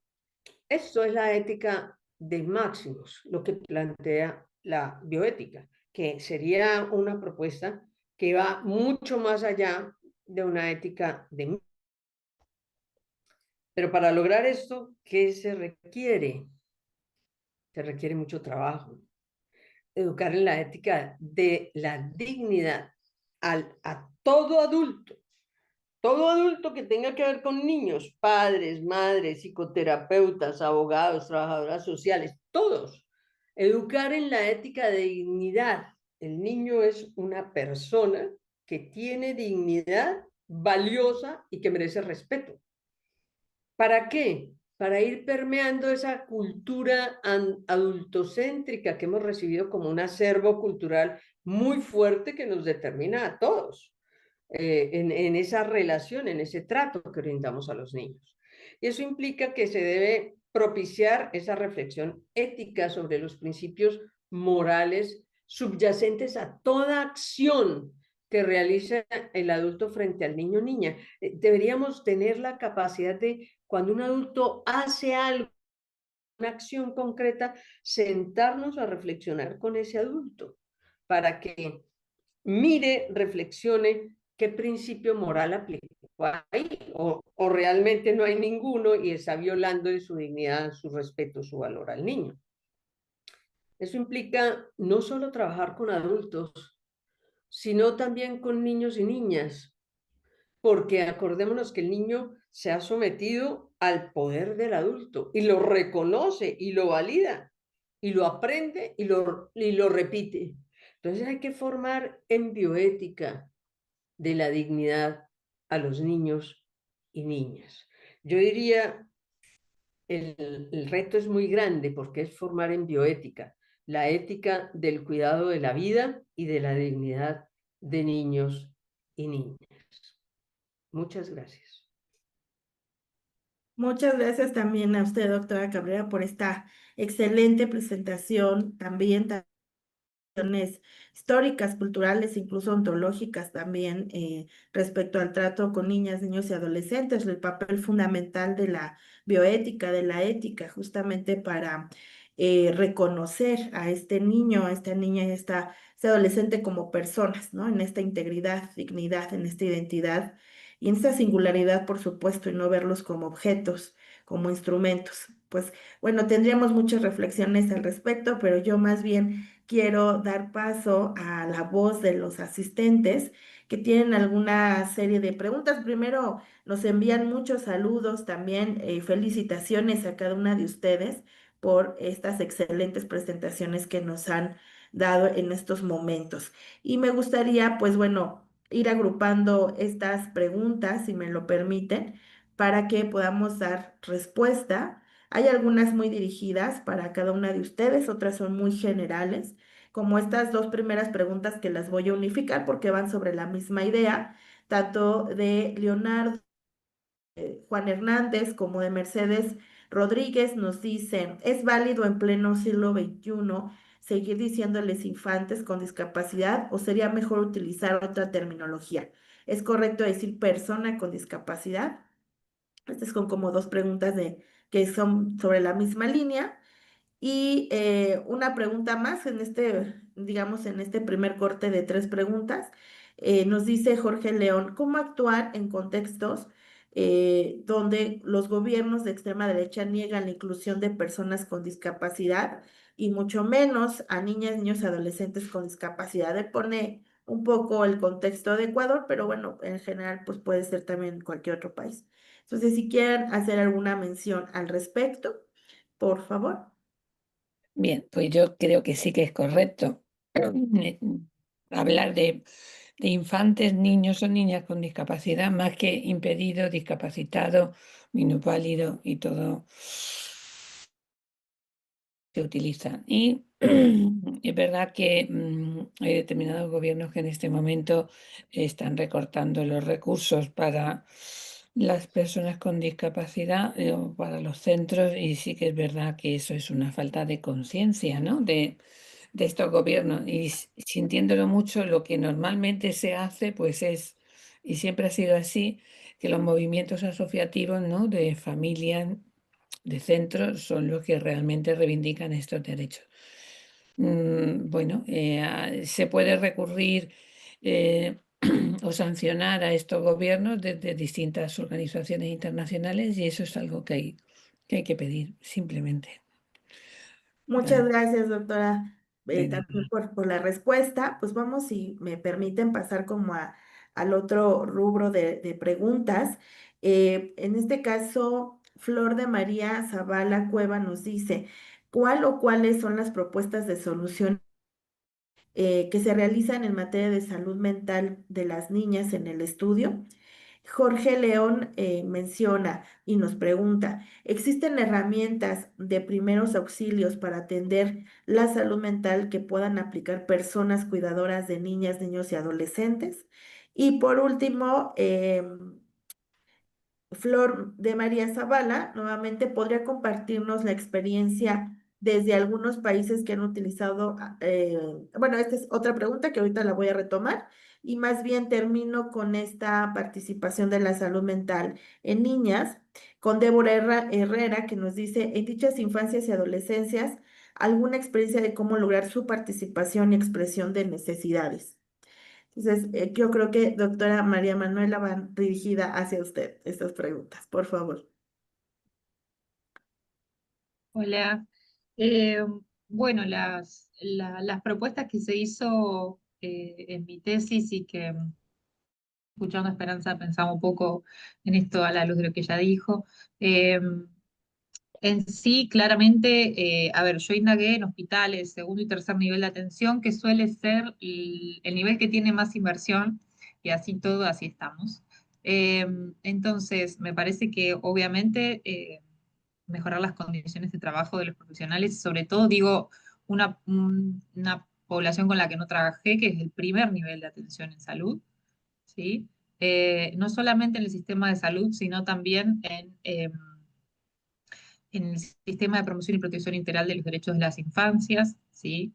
Que es el sistema que, ¿no? Paradójicamente está más, pero más atacado, ¿sí? En distintos gobiernos. Las condiciones de trabajo de los profesionales son muy malas. Pero bueno, no solamente eso, sino también, y hay algo que los profesionales hacían mucho énfasis, que tenía que ver con la necesidad de capacitarse para trabajar, pero ahí también me parece que es necesario partir de las necesidades de ellos también para poder pensar qué estrategias se da respecto a esa capacitación. Me parece que llegar de afuera, ¿no? Como solamente con los efectos, claramente que es muy importante conocer la ley, digo, y eso es algo en lo que se viene, digo, la ley de salud mental en Argentina tiene más de 20 años, ¿no?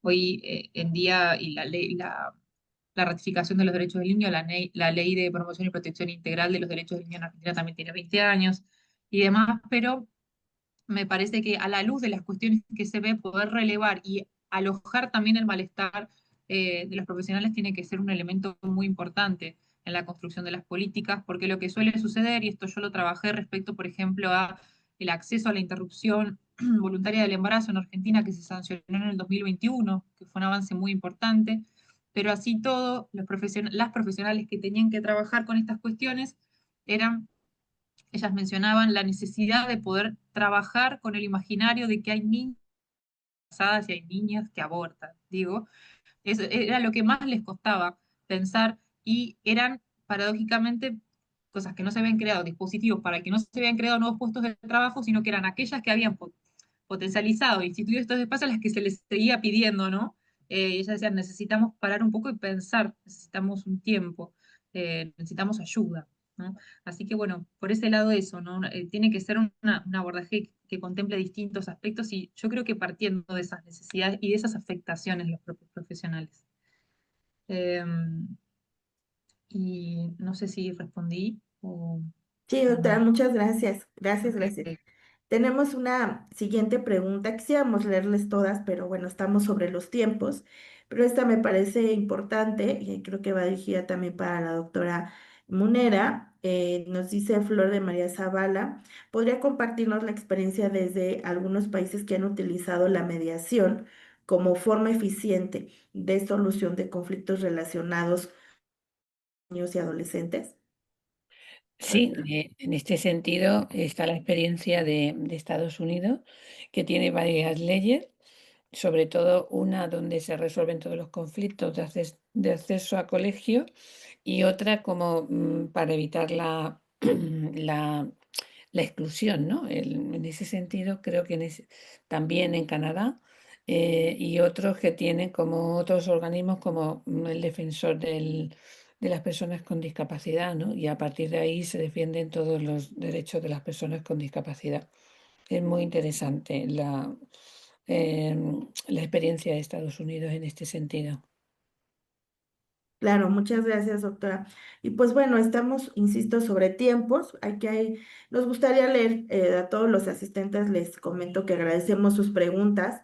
Nos gustaría dar lectura a todas y poder tener su respuesta de nuestras ponentes, pero bueno, los tiempos nos son y tratamos de abarcar todos los comentarios, los saludos, pero también sus preguntas. Y creo que vamos a ir finalizando nuestra sesión, probablemente con estas dos preguntas que pueden como sumarse o en una, creo. Y estaría muy interesante, por ejemplo, que la doctora Cabrera nos pueda compartir sus respuestas ante estas interrogantes. Nos dice Flor, igual de María Zavala y María Fernanda, que ¿qué piensa la doctora sobre la construcción de una cultura de paz antes de la instauración de un modelo? Que sería excelente. Adelante, doctora. Aló, sobre una cultura de paz. Sería excelente si se hiciera realidad. Realmente sería una posibilidad de equilibrar y superar la cultura adultocéntrica que lleva tanto tiempo, un acervo cultural que hay que romper y que hay que crear algo nuevo. Realmente vivir a todos, adultos y niños, en paz, ¿no? Con dignidad, con respeto, con autonomía, con libertad. Así es, muchísimas gracias, doctora, también por sus comentarios. Pues yo agradezco nuevamente a cada una de ustedes, doctoras, por estas magníficas y excelentes disertaciones que nos han compartido en estos momentos, el escucharles sus conocimientos, sus reflexiones, pero también sus experiencias. Creo que nos lleva mucho a seguir justo eso, reflexionando en este abordaje con niñas, niños y adolescentes. Estas temáticas creo que son necesarias de seguirlas discutiendo, ¿no? Y estos son espacios que nos llevan para ello. Y por supuesto, queremos compartir de manera virtual y entregar de manera virtual sus constancias de participación. Vamos a permitir que Marisol nos apoye a dar las mismas. Por favor, Marisol, si me apoyas para dar lectura. La primera constancia, bueno, voy a permitir leer justamente, que es exactamente la misma lectura para todas. La Universidad Nacional Autónoma de México y la Escuela Nacional de Trabajo Social otorga la presente constancia a la doctora Esperanza Cabrera Díaz por su participación como ponente en el Seminario Nacional e Internacional sobre los Derechos Humanos de Niñas, Niños y Adolescentes, Miradas Interdisciplinarias, realizado en esta escuela de manera virtual el día de hoy, 20 de octubre de 2025. Por mi raza hablará el espíritu, Ciudad Universitaria, Ciudad de México, octubre de 2025. Y firma nuestra directora, la maestra Carmen Casas Ratia. Muchas gracias, doctora, nuevamente. Y bueno, también tenemos la constancia. Vamos a esperar que nos apoye. Leyenda de la doctora Pilar Munuera Gómez, María del Pilar Munuera Gómez. Muchas gracias también, doctora, por su Muchas gracias a participación. vosotras. Y terminamos justamente con proyectar la constancia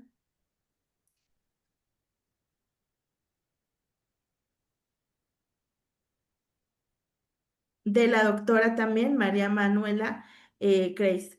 Pues muchísimas gracias. Gracias, Dani, Marisol, por la Gracias. proyección. Muchas gracias a cada una de ustedes. Nuevamente reitero mis felicitaciones y mi agradecimiento por esta sesión. Y bueno, pues a todas y a todos ustedes, el público que nos acompaña sesión con sesión, muchísimas gracias por sus comentarios, por sus saludos, por las felicitaciones que enviaron a nuestros ponentes el día de hoy y bueno, pues también por sus preguntas. Les esperamos la siguiente sesión. Bueno, primero no olviden, por favor, contestar el formulario para que registren su asistencia. Esto es muy importante. Y los esperamos el próximo 3 de noviembre, que es nuestra siguiente sesión con el eje número 5, las familias y su diversidad. También es un tema sumamente importante de reflexionar. Recuerden que esta ya es nuestra penúltima sesión de este seminario, así es que las y los esperamos. Para nosotros es un placer siempre que nos acompañen y pues muy agradecidos también que estén justo pues acompañando a todo el equipo en este seminario. Muchísimas gracias, que pasen una muy buena tarde por acá en Ciudad de México, ¿no? Y también por la distancia y las horas, pues Bueno, seguramente por allá será como tarde, noche, en algunos lados. Que estén muy Muy bien. Un bien. fuerte abrazo. Bueno, Un gusto Muchas enorme. gracias muchas por todo. gracias, Gracias. que estén muy Adiós. bien.